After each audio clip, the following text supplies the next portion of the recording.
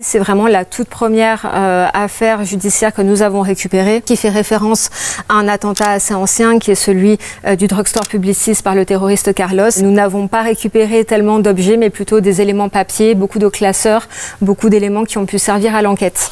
Alors ici, vous vous trouvez dans les réserves des collections du futur musée mémorial du terrorisme. Jusqu'à présent, nous avons réussi à collecter plus de 2500 objets. L'objectif, c'est de retracer 50 ans d'histoire du terrorisme en France.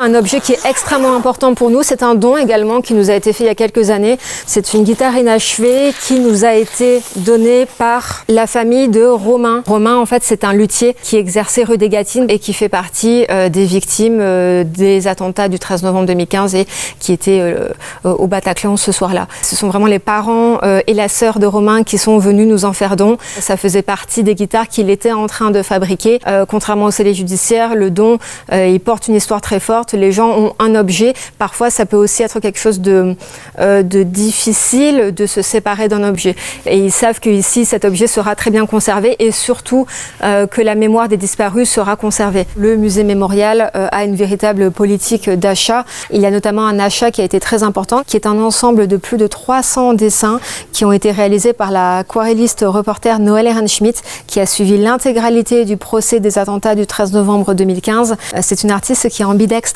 Ce qui fait qu'elle peut à la fois dessiner, à la fois mettre des verbatims, ce qui nous permet d'avoir des dessins extrêmement complets, extrêmement vivants. C'est le képi du général Philippe Boutineau, donc, qui était le chef de la brigade des sapeurs-pompiers de Paris, donc, qui est intervenu le soir du 13 novembre 2015.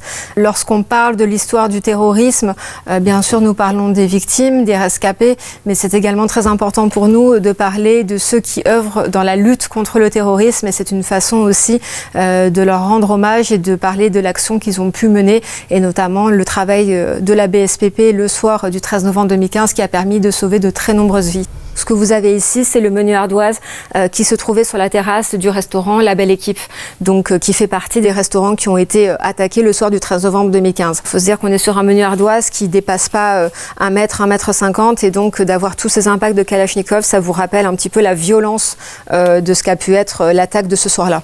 C'était peut-être quelque chose dont on avait moins conscience auparavant, et on se rend compte aujourd'hui qu'avec le temps, on perd un petit peu le souvenir des choses, et donc on perd cette mémoire et on perd cette histoire. Et les gens ont conscience de cet enjeu et viennent assez rapidement vers nous après un attentat pour nous donner des objets. Mais bien sûr, c'est un parcours qui est très personnel, qui est très fort, qui est très intime. Donner un objet, c'est très puissant.